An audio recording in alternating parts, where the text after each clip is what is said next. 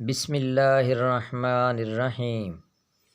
ناظرین، شیخ سعدی نے ایک بادشاہ کے لڑکے کا واقعہ بیان کیا ہے کہ وہ چھوٹا قد اور بد شکل تھا اور اس کے دوسرے بھائی لمبے قد والے اور حسین و جمیل تھے۔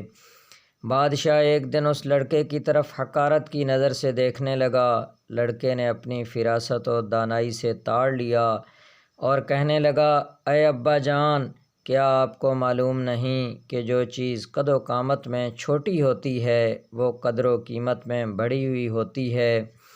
مثال کے طور پر بکری ہاتھی سے بہت ہی چھوٹی ہے مگر وہ حلال و پاک ہے، اور ہاتھی بڑا ڈیل ڈول والا جانور ہے مگر حرام اور ناپاک ہے۔ اسی طرح کوہ طور دنیا کے تمام پہاڑوں سے چھوٹا ہے مگر عزت و مرتبہ کے اعتبار سے سب سے بڑا ہوا ہے۔ بادشاہ اپنے لڑکے کی بات سن کر مسکرایا اور امرائے سلطنت نے اس کو بہت ہی پسند کیا، لیکن بھائیوں کو اس سے صدمہ پہنچا۔ شیخ نے فرمایا، اسی زمانے میں ایک سخت دشمن نے بادشاہ پر حملہ کیا اور دونوں طرف سے فوجیں لڑنے کے لیے آمنے سامنے ہوئیں، اور سب سے پہلے جس مرد مجاہد نے میدان میں قدم رکھا وہ وہی پستہ قد اور بد شکل لڑکا تھا۔ اس نے میدان میں آتے ہی مخالف فوج کو للکارتے ہوئے کہا کہ سن لو، میں اس آدمی کی طرح نہیں ہوں جو جنگ کے میدان سے فرار اختیار کرے اور اپنی پشت دکھائے، بلکہ میں وہ ہوں کہ قتل عام اور جنگ عظیم کے دن تم میری سپہ سالاری کو دیکھو گے۔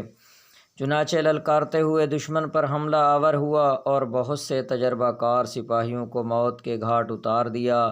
جب باپ کے پاس آیا تو زمین کو چوما اور کہا کہ اے ابا جان، آپ میرے جسم کو دبلا پتلا پا کر کراہت کی نظر سے دیکھنے لگے تھے، آپ نے میرے جوہر کا خیال نہیں کیا۔ ابا جان، موٹے اور فربا جسم والے کو دیکھ کر آپ دھوکہ نہ کھائیں کہ یہی شخص اچھا ہے اور بہادر ہے۔ جب تک ہو سکے ڈیل ڈول جسم والے کو بہادر نہ سمجھیں، اس لیے کہ بہادری کا دار و مدار قوت قلب اور بقائے حواس پر ہے، نہ کہ جسم و جثہ پر۔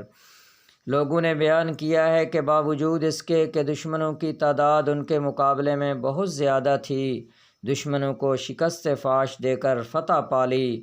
باپ نے لڑکے کی بہادری اور جوش ولولہ سے خوش ہو کر اس کے سر اور آنکھوں کو بوسہ دیا، اور اس دن اس سے زیادہ پیار و محبت کرنے لگا اور اس کو اپنا جانشین بنا دیا۔ جب بھائیوں کو پتہ چلا تو اس سے حسد کرنے لگے اور اس کے کھانے میں زہر ملا دیا۔ اس لڑکے کی بہن کو پتہ چل گیا۔ جو ہی اس نے کھانے کی طرف ہاتھ بڑھایا تو اس نے زور سے کھڑکی کھٹکھٹائی۔